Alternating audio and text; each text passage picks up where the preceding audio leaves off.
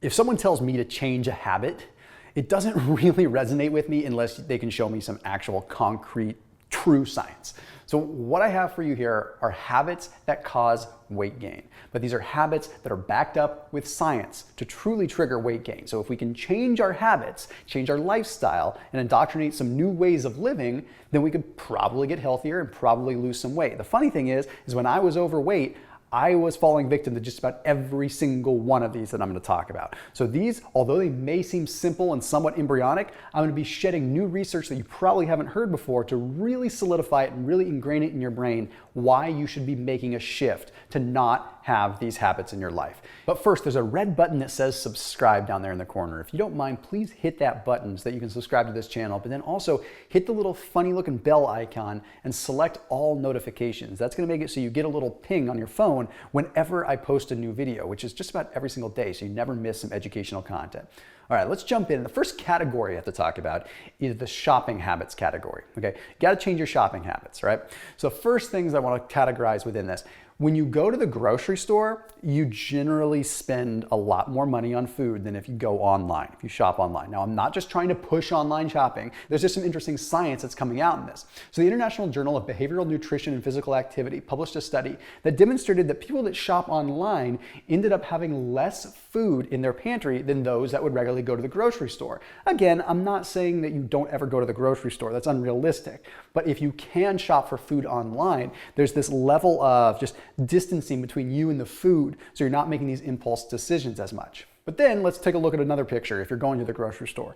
Not having a list makes a big difference too. So the journal Nature demonstrated that if you go to the grocery store without a list, you would spend more money and you would end up bringing home more food that you didn't want to bring home. Okay, and there's tons of evidence that shows if you have food in your pantry, you are going to eat it, even if it's not food you would typically want to eat or food that you would consciously not want to eat because you know it's unhealthy. So you don't want to stock up the pantry, but we have to back up further than that. What are the habits that make you spend money and buy things at the grocery store?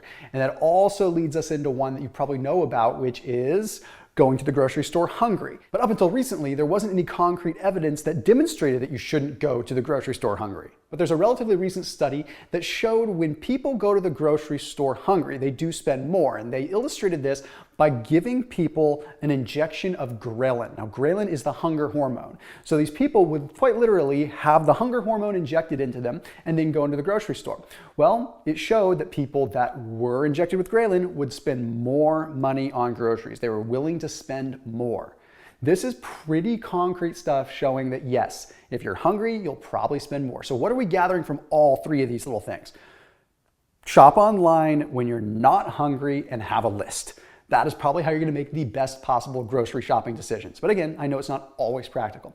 Okay, the next one we have to talk about is eating fast. Now, my mom always told me to slow down, and I'm sure yours probably did too. I've always eaten fast, but when I start looking at the evidence, maybe I want to pump the brakes a little bit. So the Journal of Epidemiology took a look at 1,083 participants. Okay, this is a lot. This is a large scale study, and it divided them into three different groups: slow eaters, medium eaters or regular speed eaters, and fast eaters. Well, guess what? There was an 89% higher chance of developing metabolic syndrome in the group that ate fast compared to the group that ate at a normal speed.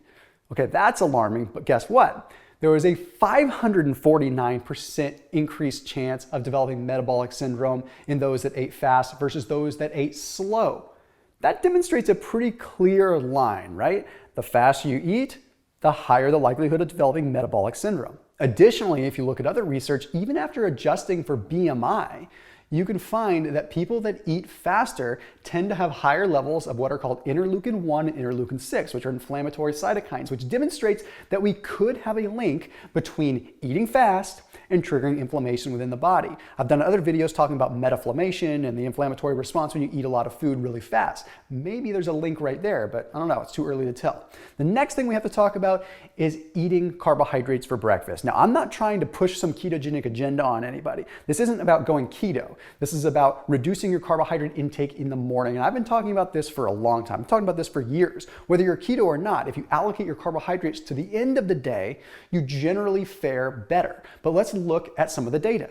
the Journal of Nutrition published a study that took a look at elderly subjects. Okay, and these elderly subjects, they divided into two groups. They had them consume a higher fat breakfast, which was about 45% fat, versus a lower fat breakfast, about 20% fat. So not like super, super low and not super, super high, still moderate scale.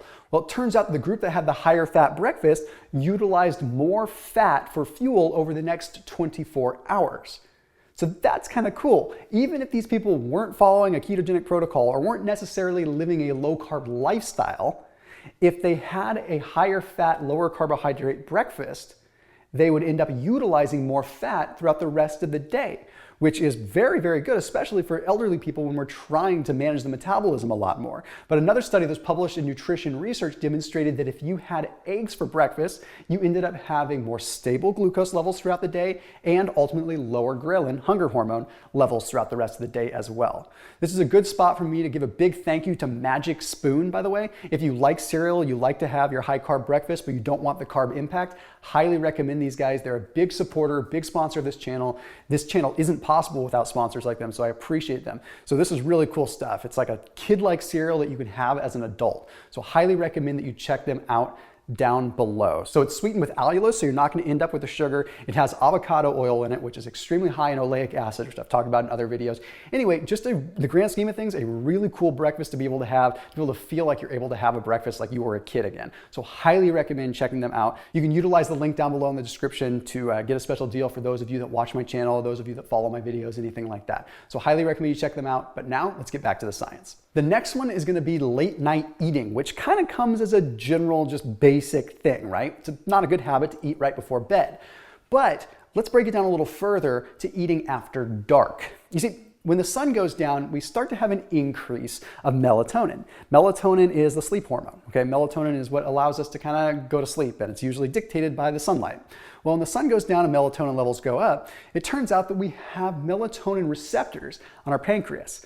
And when our pancreas senses melatonin, it changes how we respond to glucose, which means we may be more glucose intolerant, which means that we could have higher levels of blood sugar after dark if we're eating after dark, which could lead to a lot of different things. Higher levels of blood sugar can, of course, do terrible things, but can also make us want to snack more. And then we start looking at the epidemiological studies that show that those that eat closer to bed or those that eat snacks after dinner tend to weigh more, have higher BMI, and a lot of it could be linked down to a more concrete physiological response that has to do with the melatonin and, of course, our pancreas. So good rule of thumb is try to eat your dinner before the sun totally goes down. I know it's hard depending on where you live, but at least try to limit the amount of calories that are coming in after the sun goes down, especially those calories that are coming from carbohydrates, since glucose intolerance could potentially be inhibited. And now let's jump over to diet sodas for a minute, because this is a big one, okay? This doesn't just have to do with the gut microbiome like I've talked about before. It doesn't have to do with the glucose intolerance. It has to do with something quite simple. It has to do with reward-seeking behavior, okay? We are all reward-seeking creatures, okay? And this happens consciously and unconsciously. So what happens is when we have something sweet and we don't get the actual physical satiation from it, but we only get the mental satiation, it causes sort of this incomplete loop. So an artificial sweetener tells our brain that we got what we crave, which is sweet, but our body isn't actually getting it. So this incomplete loop causes us to seek a reward unconsciously. So we end up getting hungrier. We want to search for something that is going to satisfy us, whether it's going to be carbohydrate, protein, or fat. The reality is we're looking to fill a void that is physiologically is there. This is a big problem. And if you look at some studies that look at mice, it's really fascinating. So they take a look at mice and they give them either saccharin or a common drug that shall remain nameless so that YouTube doesn't remove this content, but I will give you a quick indicator that it is white and it is addictive, okay? The mice, when they had to choose between saccharin and this white addictive substance, they would choose the saccharin. That shows how addictive artificial sweeteners can be, simply because the power of the brain. Our brain wants sweet things. It doesn't mean that it's good though, okay? So these mice would go for the artificial sweetener. So if that doesn't really demonstrate and highlight something for you, I don't know what will. Lastly, drink more water. I know it's simple. I know it's very basic. But the sad reality is we're not drinking enough water. And when you look at the research, it's pretty darn compelling. There's a study that was published in the Annals of Family Medicine that took a look at over 9,500 people, 9,500 participants, and it clearly demonstrated that those that consumed less water had higher levels of body fat, they had a worse waist to hip ratio, they were generally more unhealthy, they had higher risk of metabolic syndrome, they were just unhealthier people. Now, this doesn't always equal causation, but if we end up looking at some of the other research, it makes a lot of sense. And then there was an interesting study that was published in the Journal of Clinical Endocrinology and Metabolism that showed that if you consume a good amount of water, it can actually increase thermogenesis. So heck, I mean, avoid the bad habit, sure, but if we can actually get a metabolic benefit by drinking a good amount of water, where we actually increase thermogenesis because it absorbs so fast and it triggers a beta adrenergic response, that's pretty darn cool. So these other studies also demonstrate, in addition to increasing thermogenesis, we also potentially increase the rate of lipolysis, which is the increase of fat used for fuel and fat breaking down. So drink more water, potentially burn more fat. Yeah, you had me at hello right then and there. Don't just tell me to drink water because it's healthy. If you tell me I'm going to burn fat, then heck yeah, I'll drink more water. So anyhow, I hope this breaks it down. If you can aggregate all these things into just lifestyle habits, okay, where you make a shopping list and you shop online, you don't eat quite as fast, you eat a lower carbohydrate breakfast, okay, then you don't eat late at night, and you try to indoctrinate some of these other things I've talked about, I think you'll find that the weight does start to fall off. Anyhow, thanks for watching. I'll see you tomorrow.